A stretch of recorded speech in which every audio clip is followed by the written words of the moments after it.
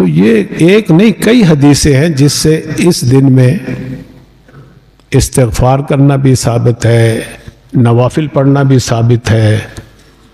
اور بھئی ایک حدیث ہے سیدنا علی رضی اللہ تعالی عنہ، وہ بھی یہی فرماتے ہیں کہ آپ صلی اللہ علیہ وسلم نے ارشاد فرمایا کہ اس رات کو جاگا کرو، عبادت کیا کرو، صبح کا روزہ رکھا کرو۔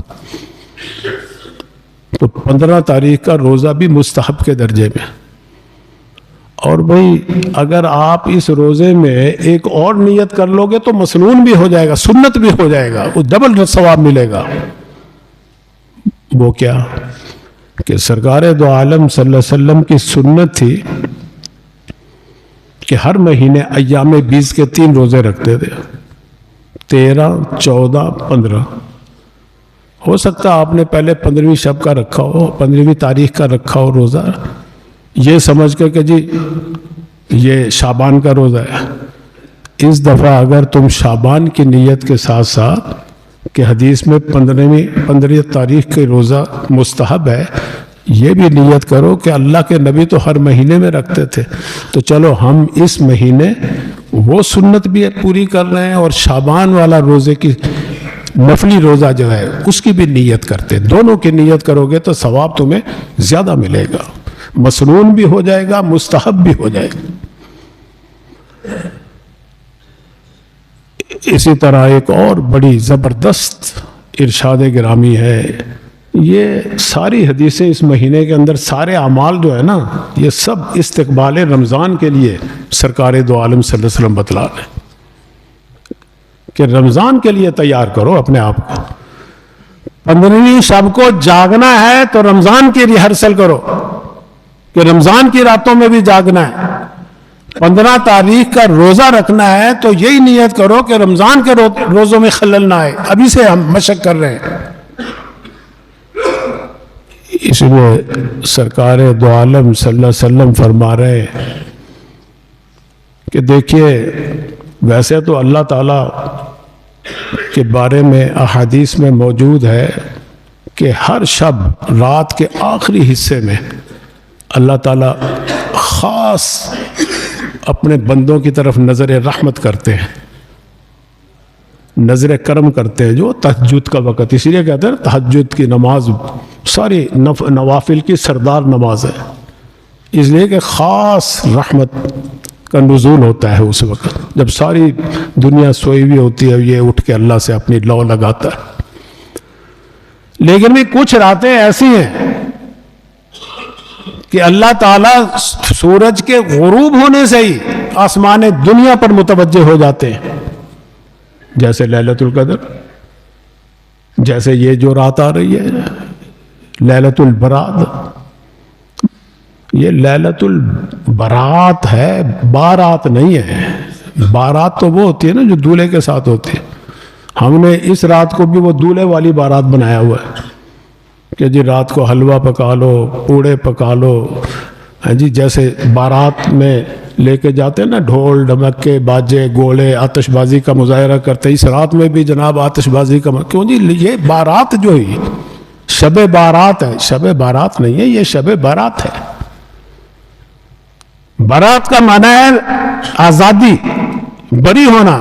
اللہ تعالیٰ جہنم سے آزاد کرتے ہیں گناہ گاروں کو، اس لیے اس کا نام لیلۃ البراء ہے، شب برات ہے۔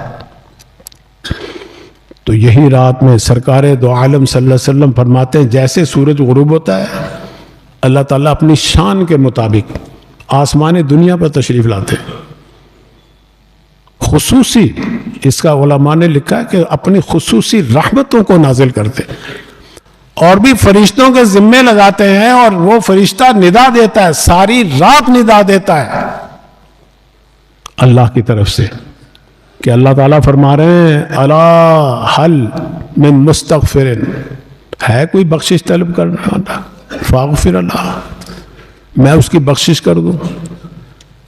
کوئی ہے رزق طلب کرنے والا، رزق میں وسعت مانگنے والا، میں اس کے رزق کو وسیع کر دوں۔ کوئی غم زدہ ہے جو اپنے غموں کو دور کرنا چاہے، میں اس کے غموں کو دور کر دوں۔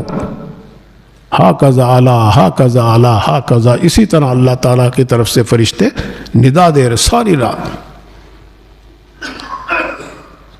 لیکن بھئی ہمارا حال تو وہ ہے، ساری رات سوئے پڑے رہیں گے، یا خرافات میں لگے رہیں گے، یا رسومات میں. ہم قبرستان بھی جاتے ہیں تو وہاں جا کے بھی کہ جی اللہ کے نبی گئے تھے قبرستان میں، اس لیے چلو اس رات میں ہم بھی استغفار کے لیے جاتے ہیں. وہاں جا کے پھر موم بتیاں جلاتے ہیں، اگربتیاں جلاتے ہیں، پھول نچھاور کرتے ہیں، پتہ نہیں کیا کو، یہ سب رسومات ہیں. اللہ کے نبی نے تو کچھ بھی نہیں کیا، یہ نہ کرنے کا حکم دیا. چلو کسی صحابی سے ہی مل جائے، نہیں حکم بھی نہیں دیا. تو ہمارا حال تو یہ ہے. فرمائے کہ ہم تو مائل بکرم ہیں، کوئی سائل ہی نہیں. ہم تو مائل بکرم ہیں، کوئی سائل ہی نہیں. راہ دکھلائیں کسے، راہ رو منزل ہی نہیں. اللہ تو ساری رات ندا دے رہے ہیں. ہے کوئی بخشش طلب کرنے والا، ہے کوئی رزق طلب کرنے والا، ہے کوئی زندگی طلب کرنے والا. دیکھو اس رات میں قرآن کریم میں خود اللہ تعالیٰ فرما رہے ہیں، فرمائے کہ فیہا یفرق کل امر حکیم. اہم کاموں کے فیصلے بھی ہوتے ہیں اسی رات میں. پورے سال میں کن لوگوں نے موت کا شکار ہونا ہے ان کا بھی نام لکھ دیا جاتا ہے، اور کس نے پیدا ہونا ہے ان کا بھی نام لکھ دیا جاتا ہے، کس کو کتنا رزق دینا ہے اس کا بھی لکھ دیا جاتا ہے. اسی لیے تو اللہ تعالیٰ فرما رہے آؤ مانگ لو، زندگی مانگ لو، رزق مانگ لو، صحت مانگ لو، عزت مانگ لو، میں دینے کے لیے تیار ہوں. تم لو تو صحیح، آؤ تو صحیح میرے در پہ. تو بہرحال یہ رات 2 دن کے بعد آ رہی ہے، اس کی قدر کیجئے اور ضائع نہ کیجئے، اور اس نیت سے عبادت کیجئے کہ اللہ تعالی ہمیں رمضان کی عبادتوں سے توفیق عطا فرمائیں گے، روزوں کی توفیق عطا فرمائیں گے، جاگنے کی توفیق عطا، نوافل کی، تراویح کی توفیق عطا فرمائے گا. اس لیے زیادہ سے زیادہ عبادت، ضروری نہیں ساری رات جاگو، جتنا خوش دلی سے تم سے اللہ سے عبادت ہوتی ہے کر لو، کوئی حرج نہیں. خوش دلی ضروری ہے.